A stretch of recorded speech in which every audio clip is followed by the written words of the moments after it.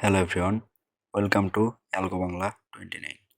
আজকে আমরা দেখব কিভাবে পিকচার, শেপ এবং আইকন ইনসার্ট করতে হয়। এর জন্য আমাদেরকে প্রথমে উপরে ইনসার্ট সেকশনে যেতে হবে।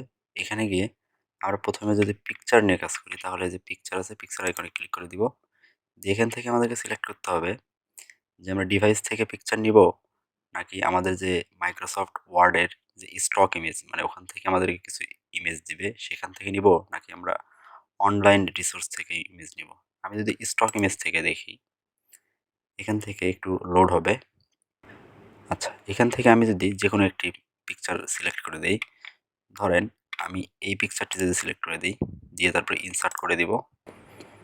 আচ্ছা, এই যে আমার পিকচারটি চলে এসেছে। এখন আমি এই পিকচারটি এখান থেকে পজিশন সেট করে দিব। আমি এখান থেকে যদি মাঝখানে পজিশন সেট করে দিই, আচ্ছা, তারপরে এখন আমি এটা এই যে এখান থেকে ছোট বড় করতে পারবো, অথবা আমি এখান থেকে ছোট বড় করতে পারি।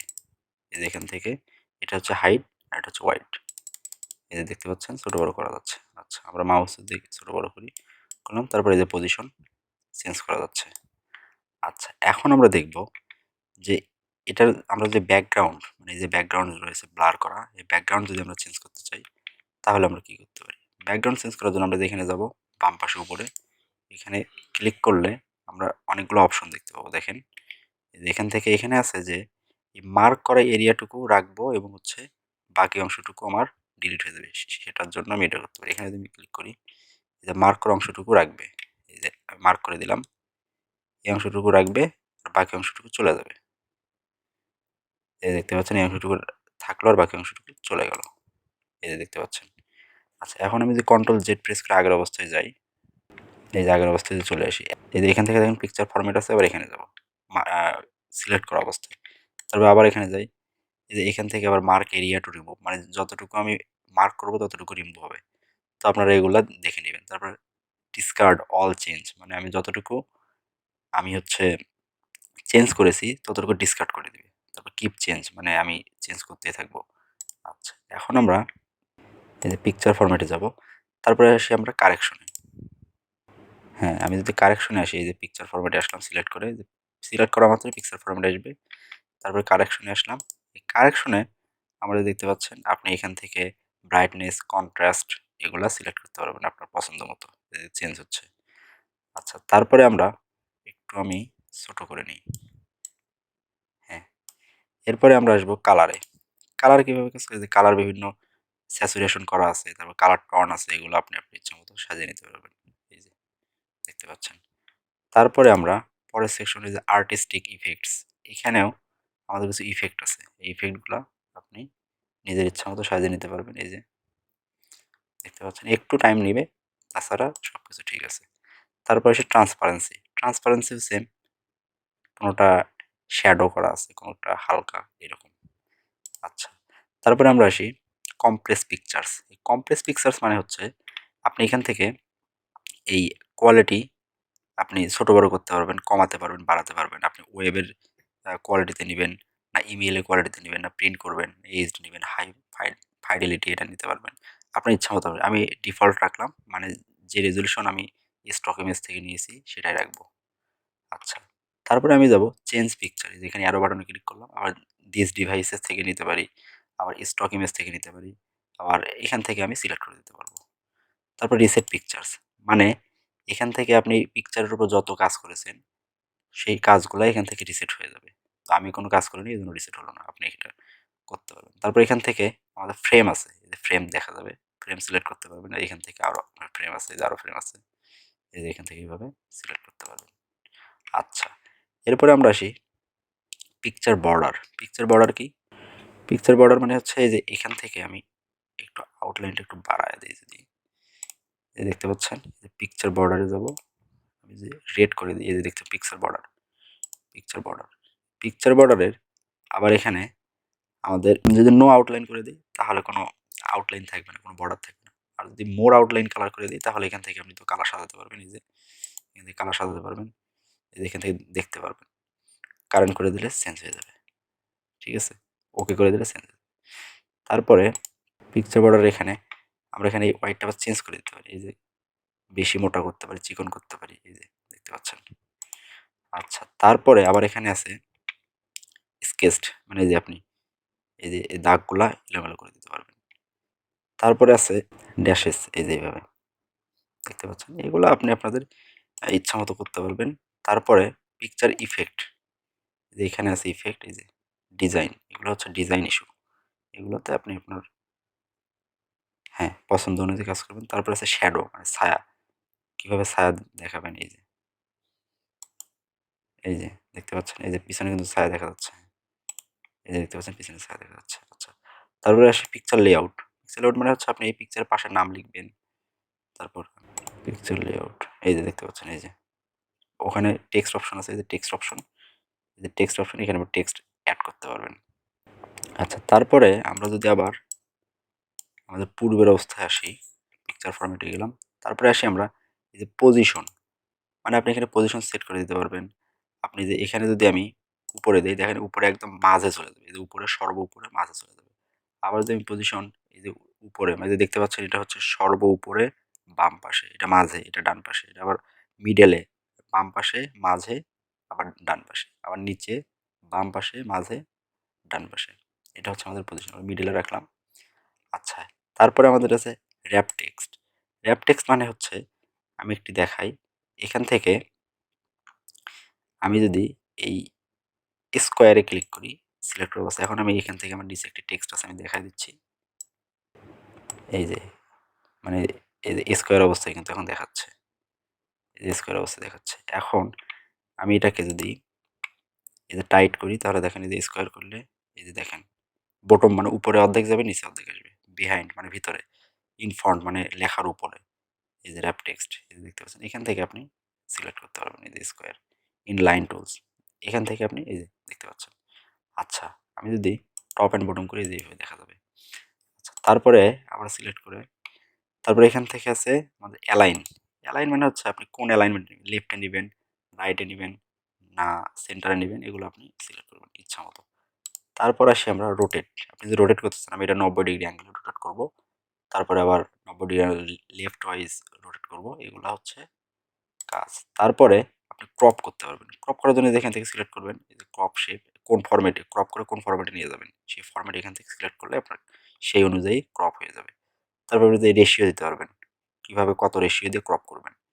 আচ্ছা, আর এটার কথা তো বললামই, এই যে এইভাবে আপনি হাইট আর ওয়াইট কমাতে বাড়াতে পারবেন এর জন্য ইউজ করে। এখন আমরা যদি এখন আমরা আসবো শেপে। শেপের কাজও হুবহু পিকচারের মতোই সেম। এখানে একটু দুই একটি ফাংশন আলাদা আছে, সেগুলো আমরা দেখিয়ে দিচ্ছি। যে শেপে আবার অ্যারোতে ক্লিক করব। এখান থেকে আমি যদি শেপ এটা ক্লিক করি, যে দেখবেন এখানে একটা প্লাস চিহ্ন আসলে, এখন এখান থেকে আপনি আঁকিয়ে নিতে হবে। আমি যদি বৃত্ত আঁকাই, এই যে বৃত্ত, এখন বৃত্ত আঁকানোর পরে এখান থেকে আপনি যে এডিট শেপে আসতে পারবেন। এডিট শেপে এসে শেপ চেঞ্জ করতে পারবেন, মানে এই যে এই শেপটা যে আমি বৃত্ত নিচ্ছি, এখান থেকে আপনি ত্রিভুজ নিতে পারবেন, আবার যে কোনো শেপ, মানে এখানে বিদ্যমান যে কোনো শেপ আপনি ইউজ করতে পারবেন। তারপরে যে পয়েন্ট এডিট করতে পারবেন, যে পয়েন্ট আমি যে এডিট করি, এই যে দেখেন পয়েন্ট এডিট করলে এই যে দেখেন পয়েন্ট এডিট করা যাচ্ছে, এই যে পয়েন্ট এডিট করা যাচ্ছে, এই যে পয়েন্ট এডিট করা যাচ্ছে। আচ্ছা, এরপরে আমার যে কাজটি আছে সেটা হচ্ছে যে এখানে আমি যেখানে লিখতে চাই কোনো কিছু, আমি যদি লিখি অ্যালগো বাংলা 29, আমি যদি এটি লিখি, এখন আমি এটার শ্যাডো চেঞ্জ করবো। এই যে এটা যে আছে আমার যে ব্যাকগ্রাউন্ড, এই ব্যাকগ্রাউন্ডটা চেঞ্জ হবে। এই যে দেখতে পাচ্ছেন, এই যে হোয়াইট হয়ে গেল। এখন এখান থেকে আরও আছে ডিফারেন্ট ডিফারেন্ট, এই যে মানে আপনার ইচ্ছা মতো আপনি সাজিয়ে নিতে পারবেন। আচ্ছা, এটি গেল। এখন আমরা দেখব এই যে শেপ ফিল, মানে হচ্ছে আপনি এখান থেকে, এখানে তো আপনার কিছু আছে দেওয়া আগে থেকেই ডিফল্টভাবে, এখন আপনি নিজের মতো করে দিতে চান, তো সেক্ষেত্রে আপনি এই যে এই অংশটুকু ইউজ করবেন। আর মোর ফাইলে গেলে আপনি এখান থেকে এই যে কালার সিলেক্ট করে দিতে পারবেন ইচ্ছা মতো। তারপরে আমরা আসবো আউটলাইন। আউটলাইন পিকচারের মতোই সেম, ইফেক্টও পিকচারের মতোই সেম, লেখা এটাও পিকচারের মতো সব কিছু। আমি তারপরে একটু দেখা দিই, এই যে এটা দেখতে পাচ্ছেন, এই যে শ্যাডো, লেখা কিন্তু চেঞ্জ হচ্ছে, লেখা এই যে লেখার কিন্তু শ্যাডো চেঞ্জ হচ্ছে, স্টাইল চেঞ্জ হচ্ছে, আরও আছে ডিফারেন্ট, এই যে দেখতে পাচ্ছেন। তারপরে আবার আমরা যদি টেক্সট ফিলে আসি, এই যে টেক্সট ফিল মানে লেখার এখান থেকে যতগুলো আছে ডিফল্টভাবে, এগুলোর বাইরেও আপনি এই যে টেক্সট ফিল দিয়ে কাজ করতে পারবেন আপনার পছন্দ মতো কালার অনুযায়ী। তারপরে যে নো ফিল, এই যে ফিল, মোর ফিল কালার্স আছে, গ্রেডিয়েন্ট আছে, এই যেখান থেকে আপনি সিলেক্ট করবেন এই যে। তারপরে আমরা আসবো টেক্সট আউটলাইন। এই টেক্সট আউটলাইন এটা হচ্ছে আমি পিকচারে যেভাবে দেখিয়ে দিয়েছি সেইভাবে, টেক্সট ইফেক্টও সেম। আচ্ছা, তারপরে আসবো টেক্সট ডিরেকশন। টেক্সট ডিরেকশন কিভাবে কাজ করে? আমি যে এটা দিই এখন তো স্ট্রেট আছে, আমি যে এটা দিই এইভাবে হয়ে গেল। আবার যদি এই যে, মানে আপনার ইচ্ছা মতো চেঞ্জ করবেন। তারপর টেক্সট অ্যালাইন, এই যে সেন্টার বরাবর দিলে সেন্টারে যাবে, লেফটে দিলে লেফটে যাবে, সেন্টার। তারপরে আমরা আসবো পজিশন। পজিশন, র্যাপ টেক্সট এগুলো তো বলেই দিলাম অ্যাজ ইউজুয়াল পিকচারের মতোই। তারপর এই অ্যালাইন, রোটেট এগুলোও সেম, এগুলো সব সেম। আচ্ছা, এরপরে আমরা আসবো কোথায়? এরপরে আমরা যদি আইকনে আসি, আইকনে এই যে আবার ক্লিক করলাম। আইকনে আমরা এসে এখান থেকে আমরা যে কোনো আইকন সিলেক্ট করতে পারি। আমি যদি এখান থেকে যে কোনো একটা আইকন সিলেক্ট করি, ধরেন আমি এই আইকনটি যদি সিলেক্ট করি, এই যে এটি ইনসার্ট করলাম। আচ্ছা, এটার আবার আমি পজিশন ফিক্স করে দিয়ে আমি মাঝ বরাবর রাখতে চাচ্ছি, এই যে সিলেক্ট করে দিলাম। আচ্ছা, এখন আমি এই যে চেঞ্জ করতে পারতেছি। এখন এই শেপের আমার যে কাজ সেটি হচ্ছে যে গ্রাফিক্স নামে একটা ফরম্যাট আমার নতুন আসবে। এই গ্রাফিক্স ফরম্যাটে আমি ক্লিক করব। করার পরে আমার এখানে চেঞ্জ গ্রাফিক আসবে। চেঞ্জ গ্রাফিক আপনি এখান থেকে ডিভাইস থেকেও চেঞ্জ করতে পারবেন যে কোনোভাবে, আবার ওখানে আপনাকে আগের জায়গায় নিয়ে যাবে। এখন এই যে এখানে আছে convert shape, convert to shape. এখন আপনি যদি এখানে ক্লিক করেন তাহলে এই শেপটি কনভার্ট করে শেপে নিয়ে যাবে। তখন আবার শেপের যে ফাংশনগুলো ছিল সেই ফাংশন অনুযায়ী কাজ করতে পারবে। দেখাই আমি একটু, এখানে তখন গ্রাফিক্স ফরম্যাট থাকবে না, তখন থাকবে শেপ ফরম্যাটে। আমি এখানে ক্লিক করলাম, এই যে ক্লিক করে শেপ ফরম্যাটে চলে আসছে। এখন এই শেপ ফরম্যাটের যে ফাংশনগুলো ছিল সব দেখেন সেম, আপনি এখান থেকে কাজ করতে পারবেন। এই যে শেপ ফরম্যাটে আসলাম, এই যে দেখেন সেম কাজ করতে পারবেন। এখন আমি কন্ট্রোল জেড প্রেস করে যদি আগের অবস্থায় যাই, এই যে গ্রাফিক্স ফরম্যাটে আবার আগের অবস্থায় চলে আসলাম। এখন আমি দেখবো যে এখান থেকে তো বুঝতেই পারতেছেন, এই যে এখান থেকে আপনার চেঞ্জ হবে, দেখেন চেঞ্জ হচ্ছে, চেঞ্জ হচ্ছে, আবার এই যে এখান থেকে চেঞ্জ হচ্ছে। তারপরে আমরা গ্রাফিক্স ফিল, এই গ্রাফিক্স ফিল পিকচার শেপসের মতোই সেম। তারপর আউটলাইনও সেম, গ্রাফিক্স ইফেক্টসও সেম। তারপরে পজিশন, র্যাপ টেক্সট এগুলো তো বলেই দিছি সব একদম সেম। তারপর এই অ্যালাইন, গ্রুপ, এই গ্রুপটা একটু দেখাই দিই।